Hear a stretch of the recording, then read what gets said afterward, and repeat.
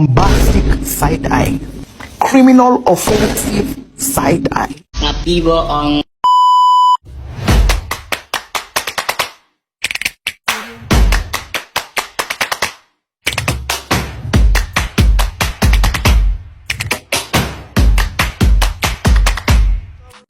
Assalamualaikum warahmatullahi wabarakatuh.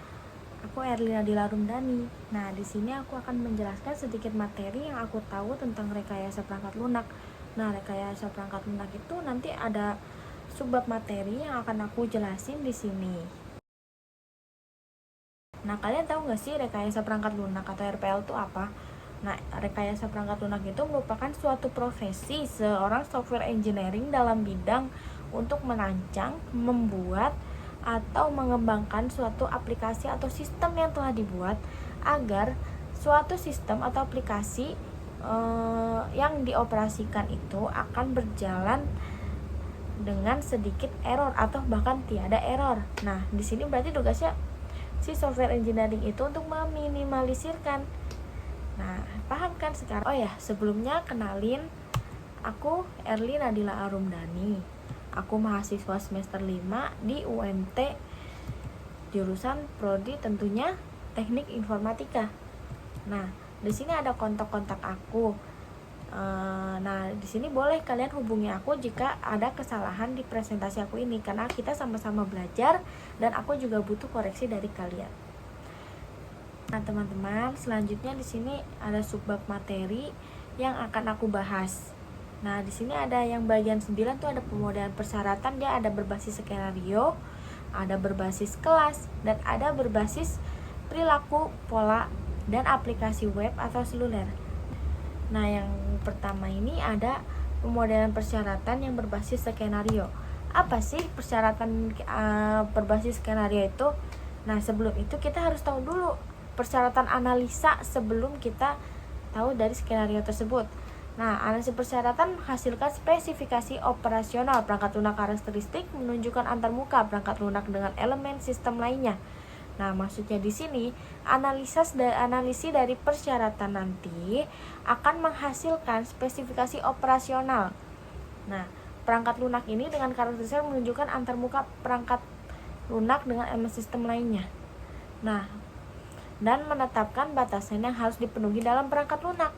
Nggak semuanya harus lebih dari keluar dari negosiasi yang di awal. Nah, selanjutnya ada gambar nih. Boleh di sini ada sistem deskripsi, analisis model, dan desain model. Nah, sebenarnya tujuan dan filosofi keseluruhan dari persyaratan analisa itu apa sih? Kan ada 3 nih. Pertama, menggambarkan apa yang dibutuhkan oleh customer. Nah, di sini ada sistem deskripsi. Nah, customer akan mendeskripsikan perangkat lunak yang akan mereka buat untuk aplikasi yang ingin customer itu. Nah, terus yang kedua ada membangun dasar untuk pembuatan rancangan atau desain software. Tahap modeling ada kegiatan utama itu requirement engineering dan system engineering. Nah, analisis model ini nanti akan diteruskan ke QA. Yang ketiga ada menetapkan serangkaian pemodelan yang dapat divalidasi setelah software dibangun. Nah, kayak di grafik, sistem description, analisis model, dan desain model di gambar sampingnya tulisan ini. Lihat, ada sistem deskripsi. Nah, customer itu mendeskripsikan semua sistem yang akan ingin dikembangkan atau akan dibuat. Nah, si software engineering akan menganalisis modelnya. Nah, modelnya itu mau seperti apa? Seperti ini. Dan itu harus dengan persetujuan si customernya. Nah, customernya harus memberi desain model. Desain model seperti ini, Pak, atau ini. Nah, merancanglah si software engineering ini. Tapi, teman-teman, nah, aturan analisis itu ada aturan juga loh, ada aturan analisis yang praktis. Nah, yang pertama, model itu harus fokus pada persyaratan yang terlihat dalam permasalahan atau domain bisnis. Nah, maksudnya di sini tuh model harus terfokus sama yang akan dikembangkan dari sistem tersebut.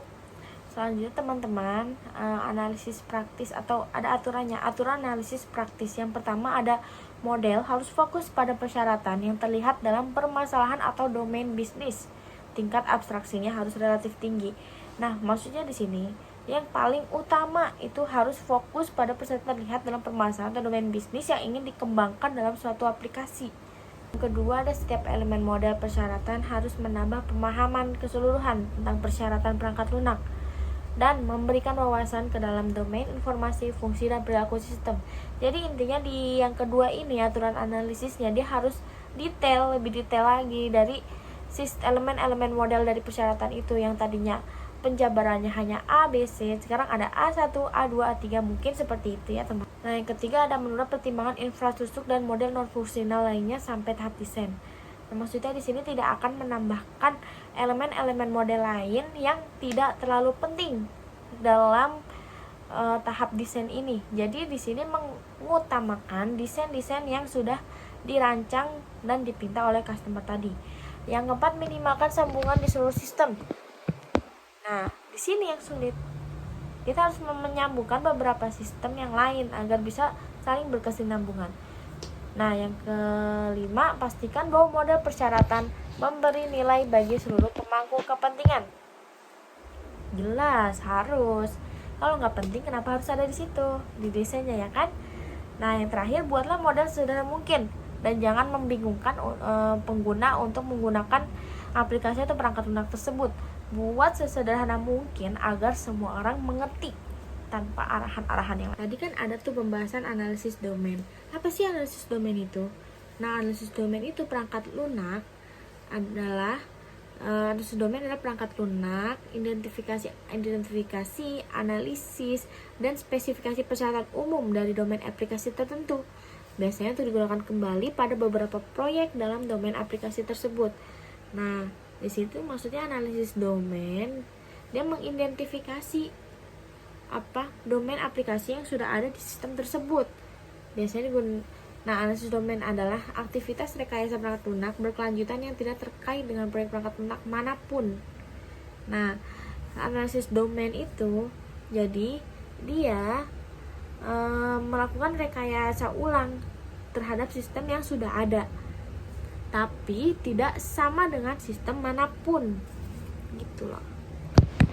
Nah, di sini ada ilustrasinya, gambarnya. Gambarnya itu seperti yang saya jelasin tadi kan, pemodelan persyaratan. Nah, ada pendekatan juga nih. Salah satu pandangan pemodelan persyaratan disebut analisis terstruktur, menganggap data dan proses yang mengubah data sebagai entitas terpisah. Objek data dimodelkan sedemikian rupa sehingga mendefinisikan atribut dan hubungannya. Proses yang memanipulasi objek data dimodelkan dengan cara yang menunjukkan bagaimana proses tersebut mengubah data saat objek data mengalir melalui sistem. Pendekatan kedua terhadap pemodelan analisis disebut analisis berorientasi objek, berfokus pada definisi, kelas, dan cara mereka berkolaborasi satu sama lain untuk mempengaruhi kebutuhan pelanggan. Nah, seperti yang gambar di sebelah tulisan ini, ada scenario based models, itu yang artinya berbasis skenario. Persyaratan model berbasis skenario, dia example-nya menggunakan use case atau kasus penggunaan dan use stories. User stories itu maksudnya penggunaan cerita pengguna, menggunakan kasus itu, sistem itu bagaimana. Nah, ada class model yang example-nya ada class diagram dan diagram kolaborasi. Nanti kita akan jelaskan di bagian metode berbasis kelas. Yang terakhir ada yang ketiga ada behavioral models itu atau perilaku. Model perilaku itu ada state diagram dan sequence diagrams. Dan itu akan dijelaskan juga nanti. Ada flow models yang ada contohnya di FDS dan data models juga akan dijelaskan nanti. Maka simak terus ya. Nah, kita masuk nih di pemodelan berbasis skenario. Pertama-tama kita harus membuat kasus penggunaan awal atau use case. Dalam kasus penggunaan menggambarkan skenario penggunaan tertentu dalam bahasa yang lugas dari sudut pandang aktor yang ditentukan. Namun bagaimana Anda mengetahui apa yang harus ditulis? Nah, yang kedua, seberapa banyak yang harus ditulis? 3. Seberapa detail deskripsi Anda dan bagaimana menyusun deskripsi tersebut? Ini adalah pertanyaan-pertanyaan yang harus dijawab jika kasus penggunaan ingin memberikan nilai sebagai alat pemodelan persyaratan. Nah, cara membuat kasus penggunaan awal di sini ada sama kayak tadi ya.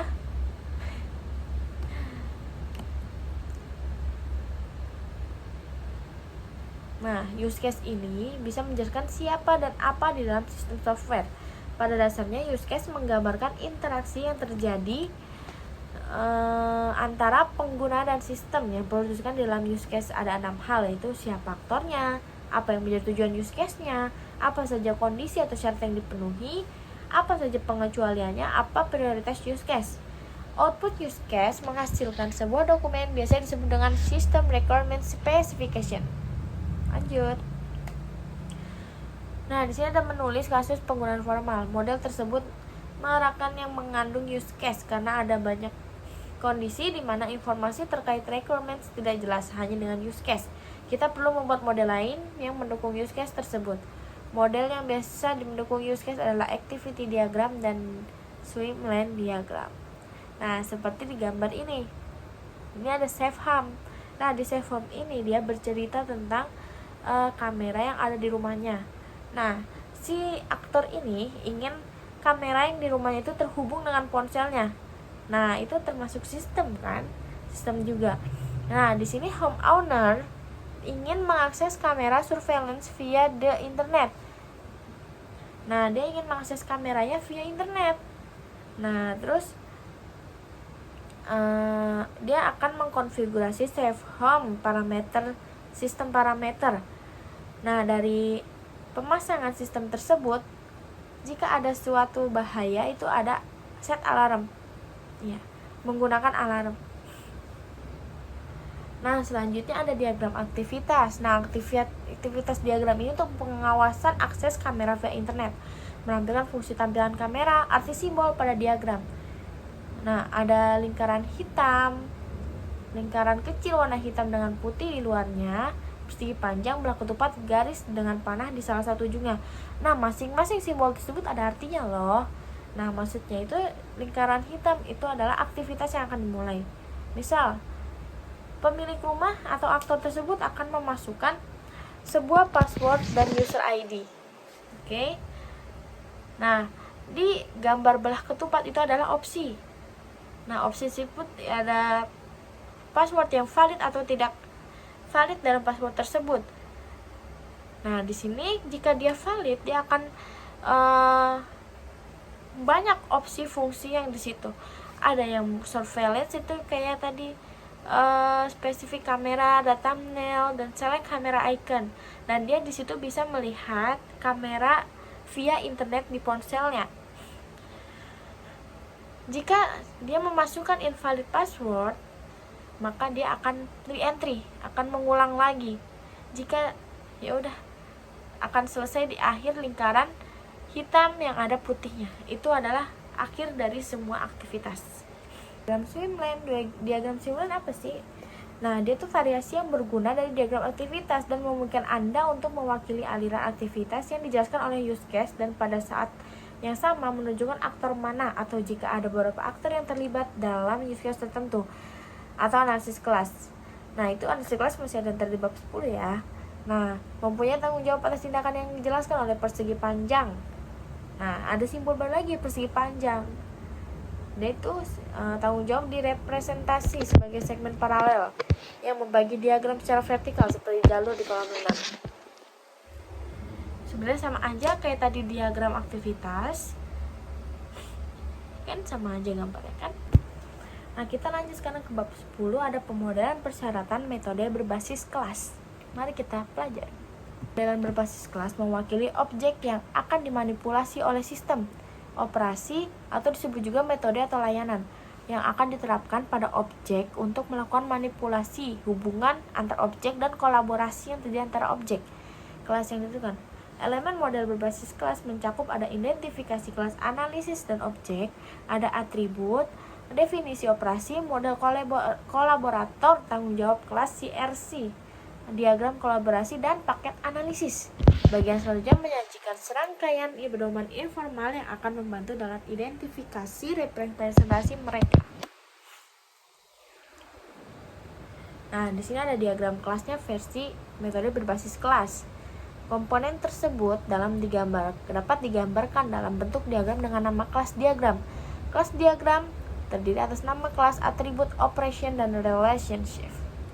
Nah, di sini ada gambar sistem ID. Nah, di sini programnya apa? Verification, phone number, system status, delay time, telephone number, master password, temporary password, number trace. Materi selanjutnya ada menentukan kelas, entitas eksternal, misalnya sistem lain, perangkat atau orang yang menghasilkan atau mengonsumsi informasi untuk digunakan oleh sistem berbasis komputer. Hal-hal misalnya laporan, tampilan, surat, sinyal merupakan bagian dari domain informasi untuk masalah tersebut. Kejadian atau peristiwa, misalnya pengalihan properti atau selesainya serangkaian perangkat pergerakan robot yang terjadi dalam konteks operasi sistem. Peran, misalnya manajer, insinyur, tenaga penjualan yang dimainkan oleh orang-orang yang berinteraksi dengan sistem. Nah, si software engineering ini. Terus ada unit organisasi, misalnya divisi, grup, dan tim yang relevan dengan aplikasi. Di sini tuh maksudnya dia yang di bagian maintenance dari sistem tersebut. Yang sewaktu-waktu akan mungkin ada error atau bug di saat pengoperasiannya. Nah, ada tempat, misalnya ada lantai produksi atau dok pemuatan yang menentukan konteks masalah dan fungsi sistem secara keseluruhan. Nah, struktur, misalnya sensor, kendali roda 4 atau komputer yang mendefinisikan kelas objek atau kelas objek terkait. Selanjutnya ada pemodelan kelas tanggung jawab kolaborator atau CRC, Class Responsibility Collaborator. Menyediakan cara sederhana untuk mengidentifikasi dan mengatur kelas yang relevan dengan persyaratan sistem atau produk. Model CRC sebenarnya merupakan kumpulan kartu indeks standar yang mewakili kelas. Kartu-kartu tersebut dibagi menjadi 3 bagian. Di bagian ke atas kartu Anda menulis nama kelas, di badan kartu Anda mencantumkan tanggung jawab kelas, di sebelah kiri ada kolaborator di sebelah kanan. Pada kenyataannya model CRC dapat menggunakan kartu indeks. Tujuannya adalah untuk mengembangkan representasi kelas. Nah, apabila suatu kelas berhasil ditentukan, langkah selanjutnya menentukan kelas relationship. Nah, ada syaratnya loh. Nah, satu merupakan bagian dari hubungan. Yang kedua, hubungan memiliki pengetahuan dan hubungan memiliki ketergantungan. Nah, bagian dari persyaratan pemodelan berbasis kelas juga ada asosiasi dan dependensi. Apa sih asosiasi dan dependensi itu? Itu adalah dua notasi yang paling sering digunakan untuk menghubungkan antar kelas diagram. Asosiasi adalah hubungan antar kelas pada diagram kelas. Asosiasi digambarkan dalam bentuk garis dilengkapi dengan multiplicity. Kelas wall yang berasosiasi pada 3 kelas. Ada wall segment, window, dan door. Ada multiplicity yang dibaca pada kelas window yang dapat dibaca dalam satu objek dari kelas window. Hanya dimiliki oleh satu objek dari kelas wall. Ya kan? Sementara itu, satu objek kelas wall bisa memiliki 0 hingga banyak objek window.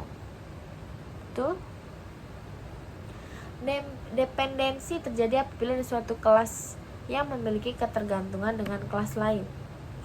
Selanjutnya ada paket analisis. Nah, paket analisis itu berbagai elemen model persyaratan, misalnya kasus penggunaan dan kelas analisis. Dikategorikan dengan cara yang mengemasnya sebagai sebuah pengelompokan disebut paket analisis yang diberi nama representatif. Ada gambarnya di situ. Environment itu lingkungan, masuk ada pohon, landscape, road, jalanan, wall, dinding, bridge, building, visual effect, the scan. Rules of the game, rules of movement, and constraints on action. Characters, ada player pemain, protagonis, ada yang baik, antagonis, dan supporting role, bermain pendukung. Kita masuk yang bab 11, ada pemodelan persyaratan pola dan perilaku web atau seluler. Mari kita bahas. Ini udah aku jelasin tadi di awal ya, bagian-bagian dari software requirement atau persyaratan perangkat lunak, permintaan persyaratan pemodelan. Nah, di sini kita bahas yang behavioral model atau model perilaku. Nah, model perilaku menunjukkan bagaimana perangkat lunak atau memberikan respon terhadap suatu event atau stimulus eksternal. Contoh perilaku pada aplikasi e-commerce, model perilaku akan menjawab pertanyaan-pertanyaan. Nah, mengidentifikasi event dengan use case atau acara. Nah, mengevaluasi semua use case untuk benar-benar memahami urutan interaksi antar sistem. Nah, yang kedua ada mengidentifikasi event yang mendorong suatu urutan interaksi dan memahami bagaimana event tersebut berhubungan dengan suatu objek yang spesifik. Yang ketiga ada membuat sebuah urutan atau sequence. interaksi untuk setiap use case, membuat state diagram untuk sistem. Yang kelima, ada mengevaluasi model perilaku untuk memastikan akurasi dan konsistensinya. Lalu ada perwakilan negara. Nah, di sini aku juga bingung sebenarnya. Aku udah cari-cari referensi yang lain. Aku mohon Pak dosen tolong dimaafkan. Aku akan bawa materi semampuku aja. Nah, diagram keadaan untuk kelas analisis. Salah satu komponen model perilaku adalah diagram keadaan UML. Jika Anda belum familiar dengan UML, pengenalan singkat notasi pemodelan penting ini disajikan dalam lampiran yang ada di gambar sampingnya, yang mewakili keadaan aktif untuk setiap kelas dan peristiwa pemicu yang menyebabkan perubahan antara keadaan aktif tersebut. Aku coba pahami. Di sini ada keyhit. Keyhit itu membaca password yang masuk. Nah, password yang masuk itu ada timer lock time atau kunci waktu ya kan. Kalau misalkan dia kelamaan masukin passwordnya, dan jika dia udah masukin password yang salah atau number of tries, max tries, maksudnya udah dalam batas maksimal dia memasukkan password yang salah, akan mengcomparing the validated password, dia akan terkunci. Nah, jika passwordnya benar, dia akan selecting, akan memilih. Nah, aktivasi ini akan sukses. Selanjutnya ada diagram urutan. Nah, diagram urutan jenis representasi perilaku yang kedua disebut diagram urutan dalam UML, menunjukkan bagaimana peristiwa menyebabkan transisi dari satu objek ke objek lain. Setelah peristiwa diidentifikasi dengan memeriksa use case, pemodel membuat diagram urutan, sebuah representasi tentang bagaimana peristiwa menyebabkan aliran dari satu objek ke objek lainnya sebagai fungsi waktu. Intinya, sequence diagram adalah versi singkat dari use case. Ini mewakili kelas-kelas kunci dan peristiwa yang menyebabkan perilaku mengalir dari kelas ke kelas. Ini kayaknya lebih detail ya. Nah, di sini ada pemilik safe home untuk security functionnya. Nah, dari pemilik rumah, ini sistem sudah siap. Dimulai dengan lingkaran hitam. Panah, jika dia memasukkan password, enter memasukkan password. Nah, kontrol panel ini dari sistem ini mengontrol dan membaca password dan mengcomparing, menyambungkan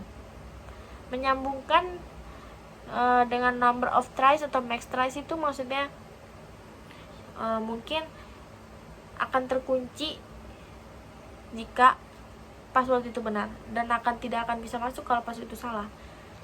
Nah, selanjutnya ada pola pemodelan persyaratan. Pola perangkat lunak adalah mekanisme untuk menangkap pengetahuan domain sedemikian rupa sehingga memungkinkan untuk diterapkan kembali ketika masalah baru ditemui. Dalam beberapa kasus, pengetahuan domain diterapkan pada masalah baru dalam domain aplikasi yang sama. Dalam kasus lain, pengetahuan domain yang ditangkap oleh suatu pola dapat diterapkan dengan analogi ke domain aplikasi yang sama sekali berbeda.